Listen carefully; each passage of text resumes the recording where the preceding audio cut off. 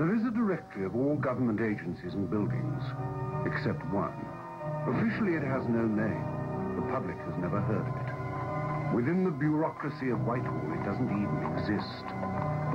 For this, as well as other reasons of state, the men who lived within the clouds of secrecy were totally unprepared for the emergency that threatened to destroy the years of quiet mystery.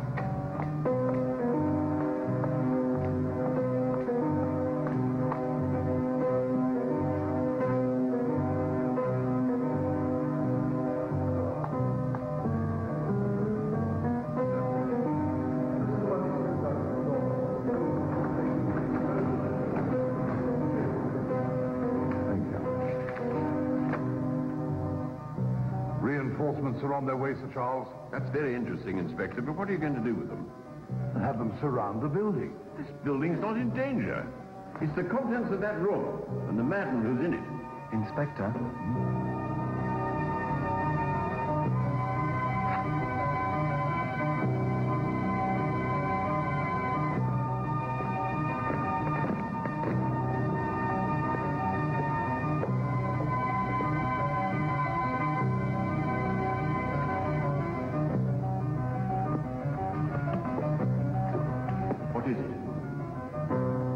Inspector Lestrade, what is written in that note? It is 2 o'clock.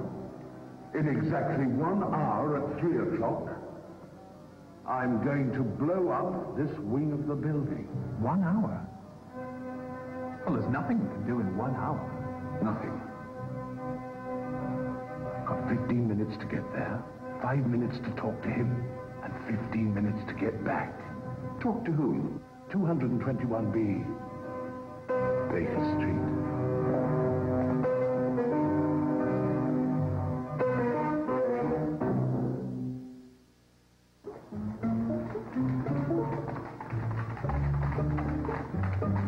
Inspector Lestrade had often resented what he considered Holmes' intrusion in his cases. There were many occasions when he'd actually asked for help, but never directly, and certainly never officially. It was a game I believe they both enjoyed. Lestrade would pretend he had just dropped in by accident, and Holmes would pretend to believe him. This time, there was no pretense. Lestrade needed Holmes desperately, and immediately. I want to talk to Holmes. Would you please tell him I have to speak with him? Certainly, as soon as he returns. What do you mean, return? He's not here. What do you mean he's not here? Well, I don't know how else to put it.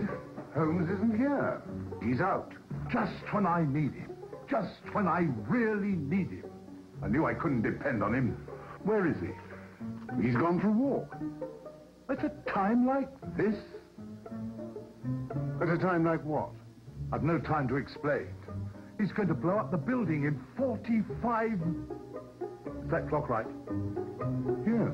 In 43 minutes. Boom! What building? The building is so secret, it doesn't even have a name or an address. It's not even listed in the official registry. I hadn't even heard about it until this morning. What do they do in that building? I don't know. It's a secret. Oh, really? Who's going to blow it up? A young man who works there shut himself in a room with 10 pounds of pure nitroglycerine. Why? I don't know. Well, who is he? I don't know. Can't you break the door down? You can open the door about 10 inches and look in. But he's got it balanced in such a way, push the door 1 more inch and... In 43 minutes.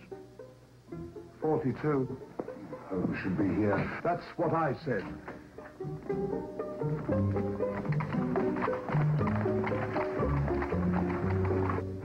Where does he usually go when he goes for a walk? Well, no particular place or pattern. He just walks. He just walks.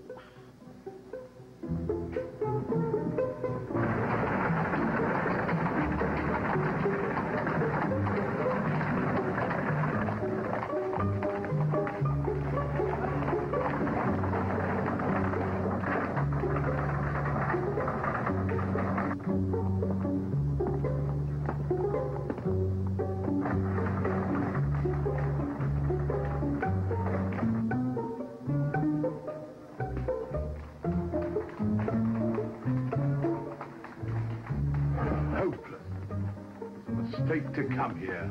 We'll give him another few minutes, Inspector. Holmes may be your only hope.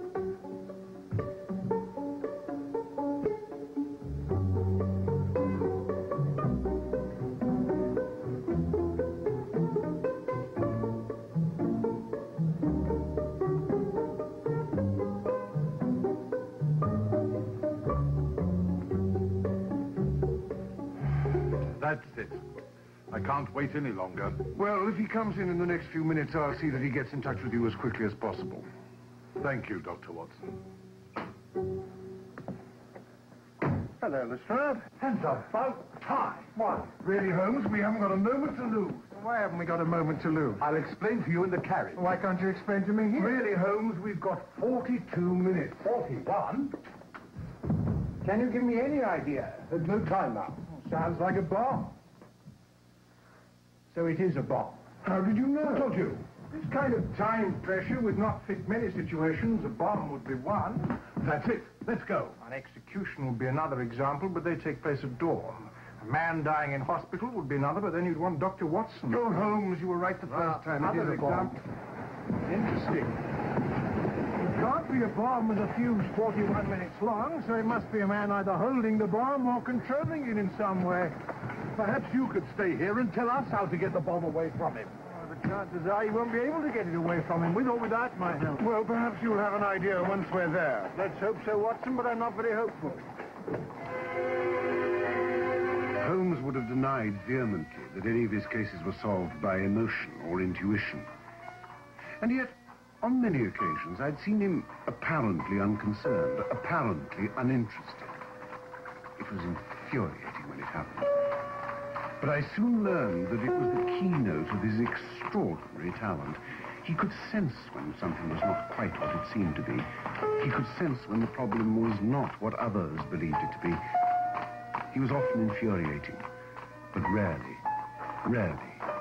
wrong.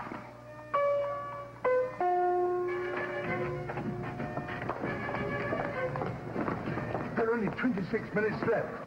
Well, everything looks normal so far. You wait till you see it in 26 minutes.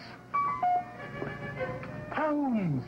Holmes, we haven't the time. Lestrade said we had 26 minutes. 25 now.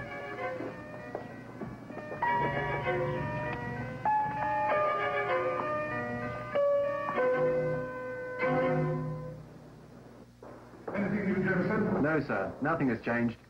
If anything had changed, this building would be flying across the channel. Where is the room? Just at the top of the stairs. Holmes!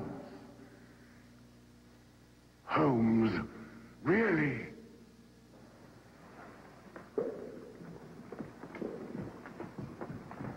Sir Charles, may I present Dr. Watson? How do you do? How do you do? And this is Mr. Sherlock Holmes, Sir Charles Lyling. How do you do? This way, please, gentlemen. I've heard of you, of course, Mr. Holmes.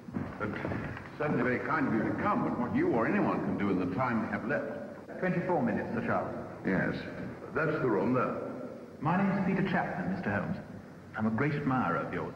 Thank you. Head of Dr. Watson, too, of course. How do you do? Tell me about this young man. We've been employed here for 6 months. His background? Oh, excellent references. With everyone employed, his message carefully scrutinized. He's even in Cambridge. And all his communications since he barricaded himself in that room have been written, not spoken. I myself observed the first note slipped under the door, and I sent for the police immediately. That was at 11:30. Yes, that was at 11:30. More than 2 hours ago.